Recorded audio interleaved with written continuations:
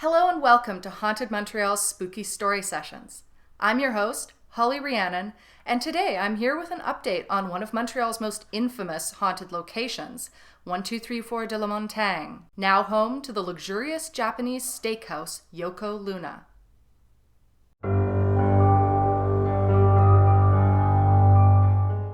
Previously on Haunted Montreal. Residents whispered rumors about ghosts in the building, and it wasn't long before the empty old funeral home began taking on a reputation as a haunted house. In 1978, the abandoned funeral home was finally repurposed and converted into an elegant nightclub. Over the years, 1234 de la Montagne has hosted celebrities including Mick Jagger, Boy George, Louise Vega, and the cast of Cirque du Soleil. While the name of this venue has changed many times, Club L'Esprit, Club 1234, World Beat Complex, Club Le Cinq, Geisha, and now Yoko Luna, there is one thing that remains constant. The building is definitely said to be haunted. Indeed, all 3 floors of the building are reputed to host spirits and paranormal activity. Starting in the basement, that is the location of the infamous ladies' washroom, which is in the same area where the funeral home's mortuary used to be. Patrons sometimes encounter a terrifying ghostly woman with a jagged scar running the length of her chest that appears to be the handiwork of a mortician. Over the years, there have been many terrifying encounters with this ghost. As such, female clients are often warned not to enter this bathroom on their own. On the ground floor, where in the past bars and a dance floor were located, during one renovation between nightclubs, workers saw a large ball of light dancing through the air towards them. When they complained to the owner, he dismissed their concerns. However, later that evening, when the owner dropped by to check on how the work was progressing, he noticed a tall, beautiful woman standing by the bar with her face turned away. Given the establishment wasn't open to the public yet, the owner was intrigued. He approached her, sat on a nearby bar stool, and then asked if he could be of help. The slender woman turned around, and the owner almost fell off his stool. The woman had no face. It was though it had been surgically removed. In a state of panic, the owner freaked out and bolted from the establishment, leaving the renovations unfinished. Upstairs, there are also reports that the attic is haunted. From the street, people used to report seeing the image of a creepy spectral woman in the attic's dusty window. Apparently, that is the main reason the windows were boarded up and now have been filled with greenery. The attic is strictly off limits, but sometimes people go there by mistake or out of curiosity. Once, 3 staff members entered on a dare, but bolted when they saw something floating near the wall. With so many frightening stories emerging from the nightclub, it wasn't long before paranormal investigators began to take an interest in the alleged hauntings in the old funeral home. In 2004, a Canadian television show called Creepy Canada featured the club in its Season 2, Episode 10. The episode is simply titled 1234 de la Montagne. In the video, Creepy Canada host Terry Boyle explains, "The building at 1234 de la Montagne in Montreal has a particularly menacing haunting. These are not passive ghosts, but aggressive apparitions whose physical appearance embodies our darkest fears. Perhaps the spirits of those people whose bodies were defiled here have not been able to rest in peace. It's possible that the perverse events of the past have left a negative, supernatural energy in the present, which manifests itself in these nightmarish apparitions of the dead."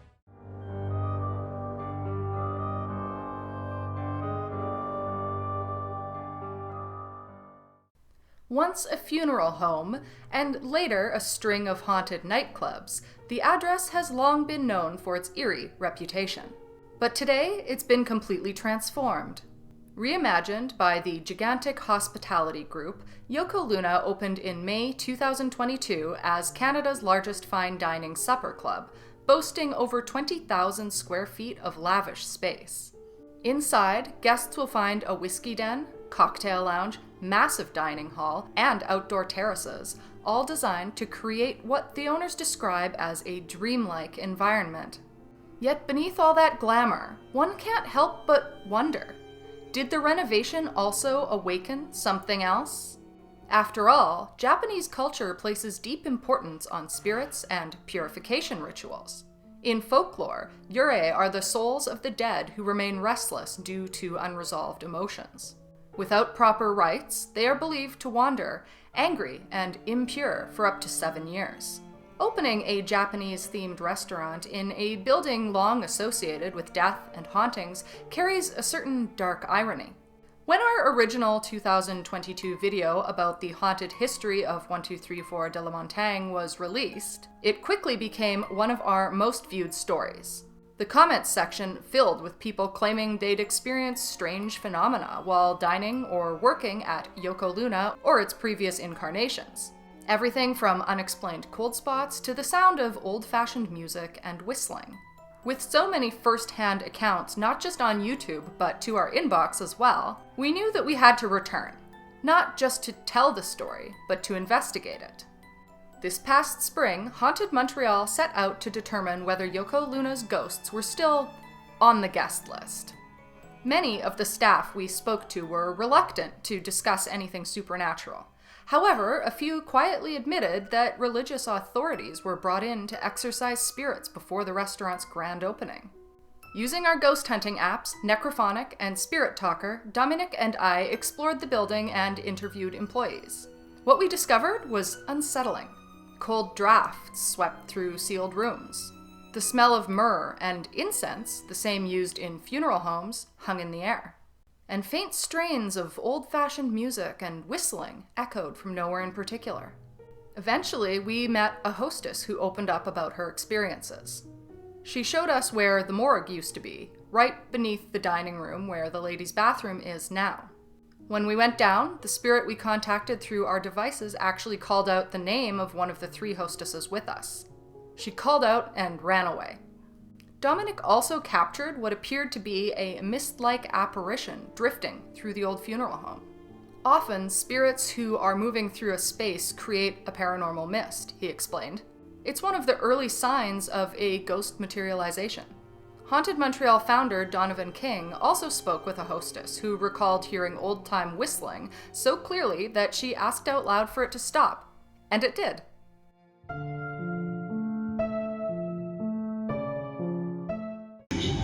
What's the name of the lady here next to me? Me.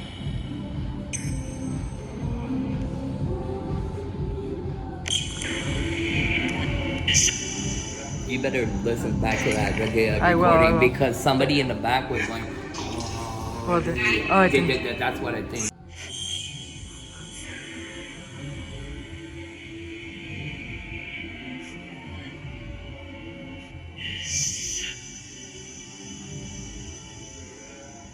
Okay, my friend has a lovely dress. Do you like her dress? I said, we. Thank you.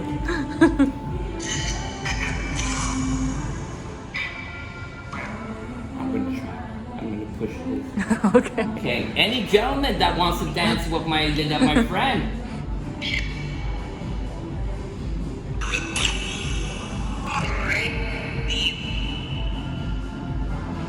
She's telling you her hand. Do you want to dance with her? Yes. Yes, and yes. You want to take my hand?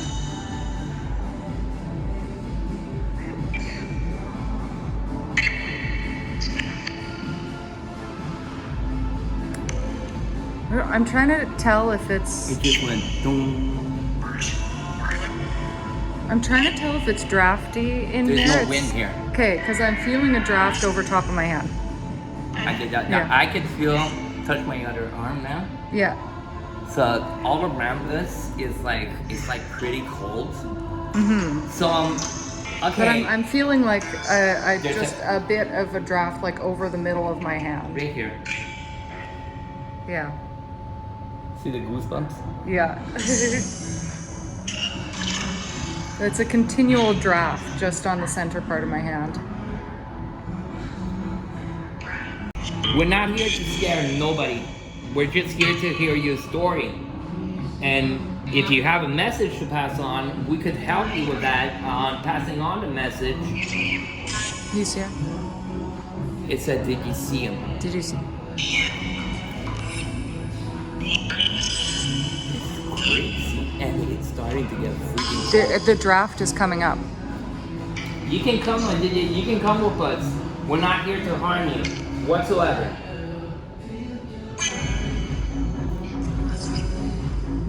It just settled, like it came up, and there's no,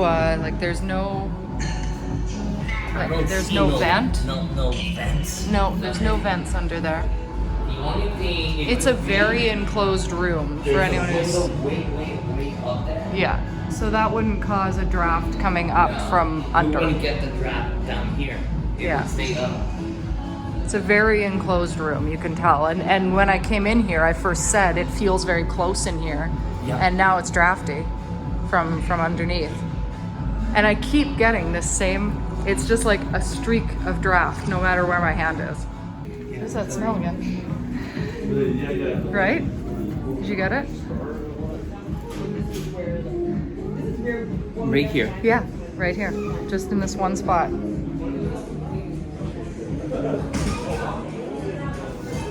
And it goes away when you go past it. See? Yeah. Here Yeah. makes a different smell. Yeah. I didn't go in the man's room. I went there, and there's a guy named Paul there. So if you want to go. This is such a cool place. There's so many nooks and crannies everywhere. Yeah.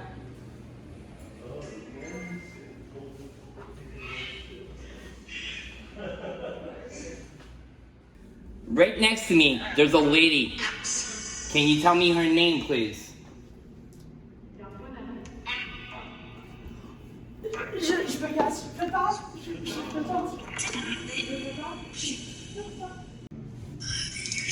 Okay, we're gonna thank you. You're not allowed to stick to the people. You're not allowed to stick to the equipment. You have to stay here or go to the lights. Is the message clear? Okay. Thank you, George. Thanks, George. Thank you. But the story didn't end here. This month, October 2025, we returned once more, this time with someone who knew the building from its nightclub days. Marcus worked at 1234 de la Montagne back when it was Club 1234, and he was there the night a young woman took a terrible fall from one of the upper windows, a story that has haunted this address for decades. He met up with us at Yoko Luna to show us exactly where it happened. Okay, so this is where it happened, right? Yep. She fell off right over here. We have security guards all the way around, people blocking the stairways, and then we had access to that. She fell right down, so we caught him right up Because front. the scream alerted you to what was happening. Yes. And Yes, I'm normally out at front where the gates are. Generally speaking, every Friday, Saturday, we'd have the lines that would extend all the way to St. Catharines. And I'm generally in front, making sure my guests are getting through without waiting and everything. And that's when we started hearing the screams. And then everybody kind of directed their attention up there. So security mobilized themselves underneath, and they were able to catch her right before she fell. But she fell from this.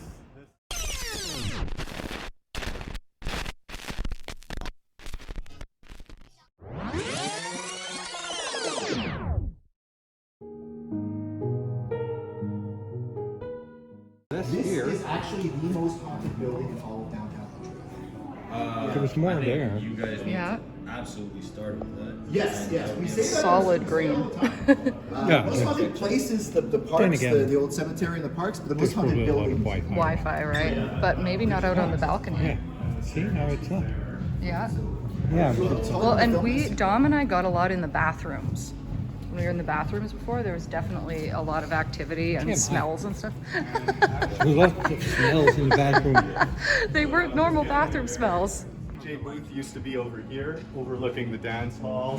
You have beautiful structures. You can look all the details. These are all ancient pieces that have not been demolished, which is beautiful to see. The arched ceilings. A lot of it is still maintained from back in its 1234 days. So those are And not look the at the windows details that of look the out to windows.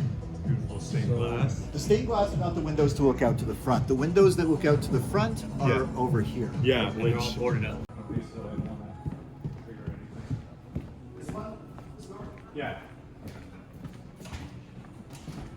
There you go.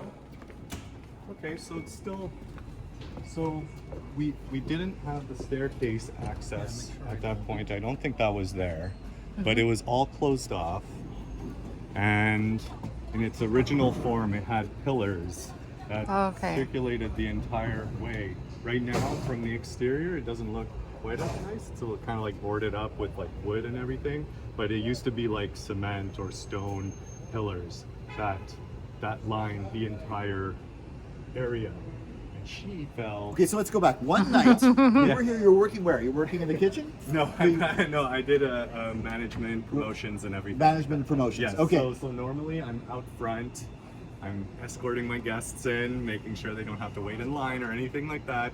Okay, so I'll tell the first part of the story. Yes. This guest, she was drinking at the bar. Maybe she had a little bit too much to drink. She asked the bartender if she could go upstairs because she heard the attic was haunted. Bartender said, "You can't go up there, but it's not haunted, don't worry." She went to the bouncer. She said, "I want to see the attic. I hear it's haunted." He said, "It's not haunted, but you can't go up there." Then she was very crafty in her drunkenness. She gives them the slip. A minute later, the entire place hears her scream a piercing scream. She jumped through one of the windows over to the ledge. Now, this is maybe where you could take it up. So she jumped She was downstairs. right about here. I was on the first floor downstairs, and she fell from this height, basically.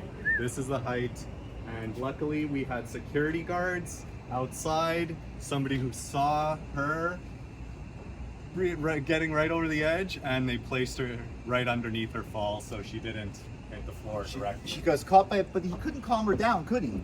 And they had to call the police, they had to call the ambulance, and they couldn't calm her down either. They had to take her to the hospital. She was in a frenzy. She was in a frenzy. So nobody knew, nobody found out what she actually saw up here. We think it might be somewhere up there in the attic space, that window, if you can see it. The one that's boarded up?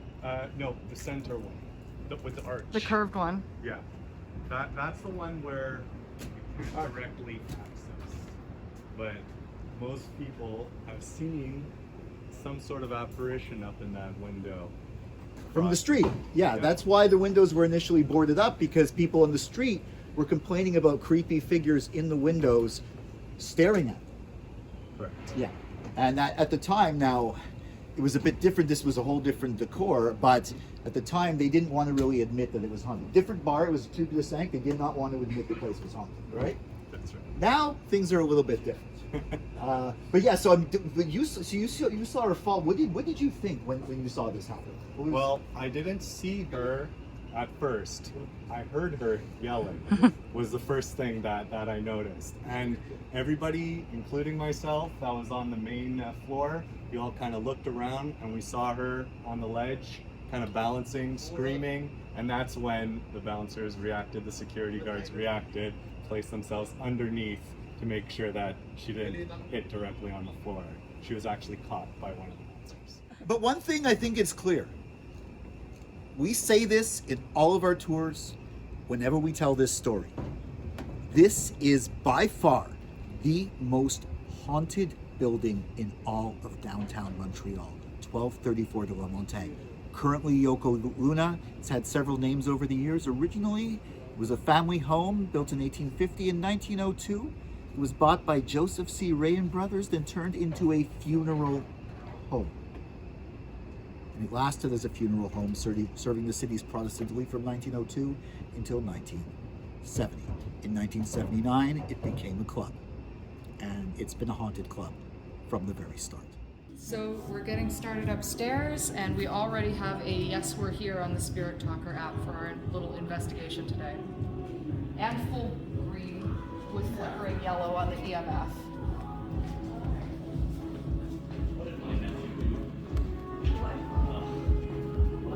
So, the story we heard is that they're sometimes warned not to go alone into the bathroom downstairs because they might get locked in there with somebody with a ghost of a woman with a jagged mortuary scar down her face. Now, we're told that the bathroom is where the bodies were stored before cosmetic work was done. It was also right next to the crematorium.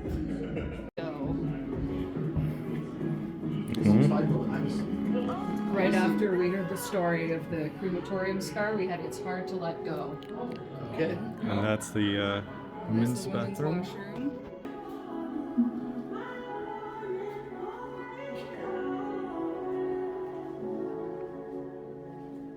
So it seems pretty calm in here these days.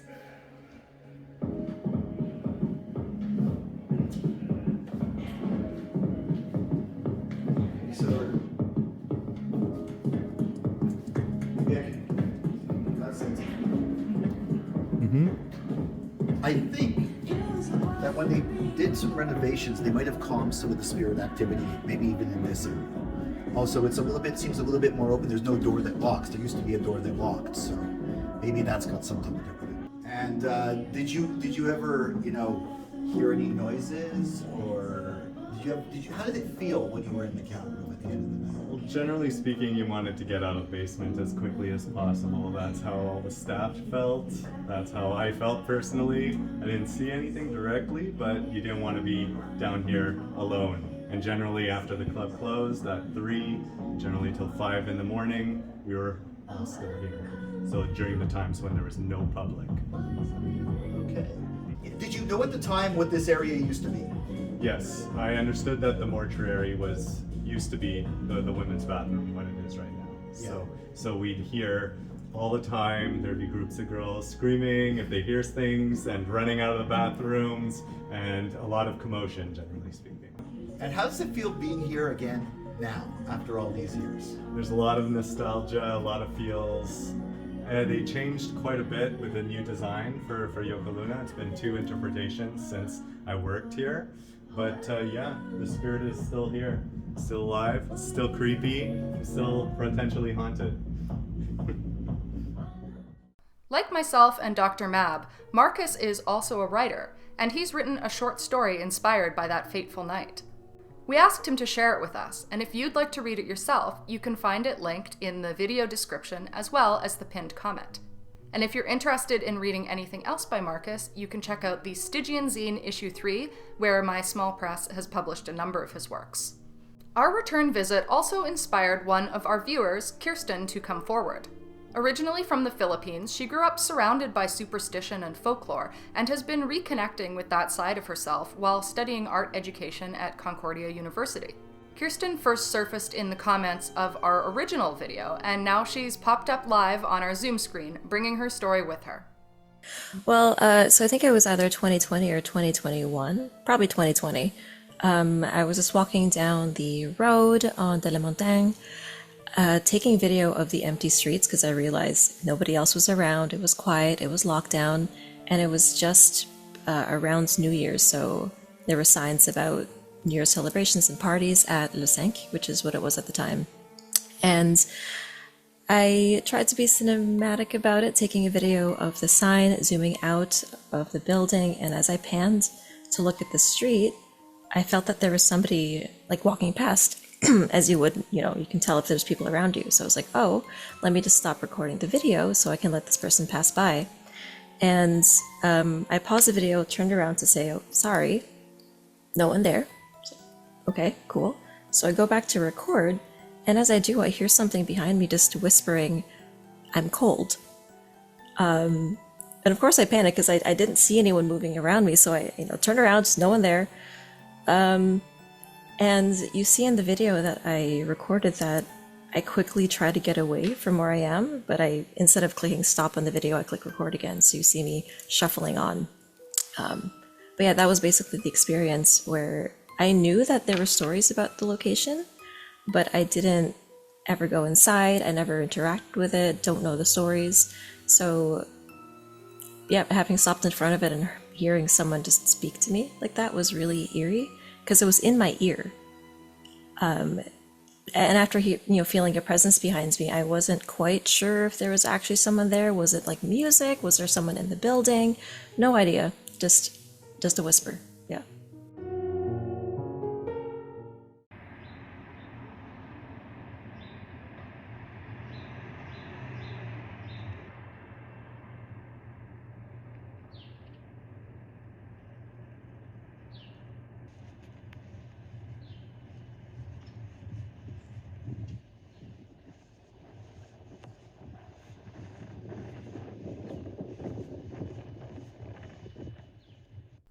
After 2 investigations, countless stories, and nearly a century of transformations, one thing seems certain. The ghosts of 1234 de la Montagne have not checked out yet.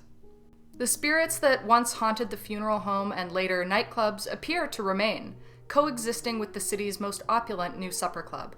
We're pleased to say that the new inhabitants of the building have been incredibly welcoming to Haunted Montreal, and we look forward to more collaborations and investigations with them in the future. Whether guests come for fine dining or a brush with the paranormal, Yoko Luna continues to prove that some hauntings can't be renovated away. I'm Holly Rhiannon, and this has been a Haunted Montreal update. Signing off for now, but I'll be back with another special video on Halloween. Until then, like, subscribe, comment, and as always, stay spooky.